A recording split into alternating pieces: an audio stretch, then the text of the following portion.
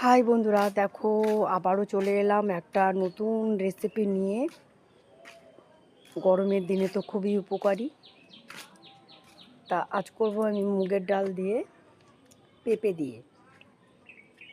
তা পেঁপেটা ভালো করে কেটে নিয়ে ধুয়ে রেখে দিলাম।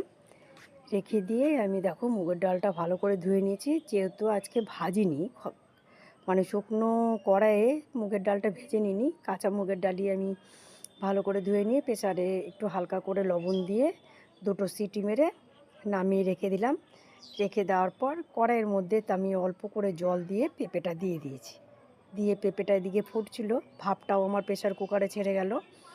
তা প্রেসার কুকারে আমি অল্প পরিমাণ জল দিয়ে ওর মধ্যে একটু হালকা করে আবার লবণ দিলাম, একটু পরিমাণ মতো হলুদ দিলাম, দিয়ে একটু মিষ্টি দিলাম স্বাদের জন্য। দিয়ে আমি কড়াইয়ের মধ্যে দিয়ে দেখো ফুটা দিয়ে দিয়েছিলাম। পেঁপেটা আমার সিদ্ধ হয়ে গেছে, ডাল তো আগে সিদ্ধ হয়েছিল। এবার আমি নামিয়ে রাখবো।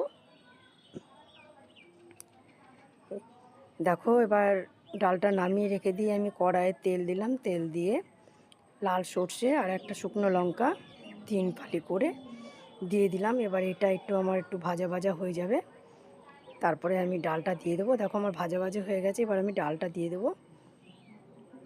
এবার ডালটা আমার ফুটে গেলে ডালটা আমি নামিয়ে দেবো। তোমরা কে কোথা থেকে আমার রেসিপিটা দেখছো বন্ধুরা, আমাকে অবশ্যই কমেন্ট করো। আর আমার রেসিপি যদি ভালো লেগে থাকে আমাকে লাইক, শেয়ার, কমেন্ট করে পাশে রেখো, সাবস্ক্রাইব করো, যাতে আমি নতুন নতুন রেসিপি দিলে পরে তোমাদের কাছে আগেই নোটিফিকেশন তার পৌঁছে যায়। তাই এখানে আমি আমার রেসিপিটা শেষ করলাম বন্ধু।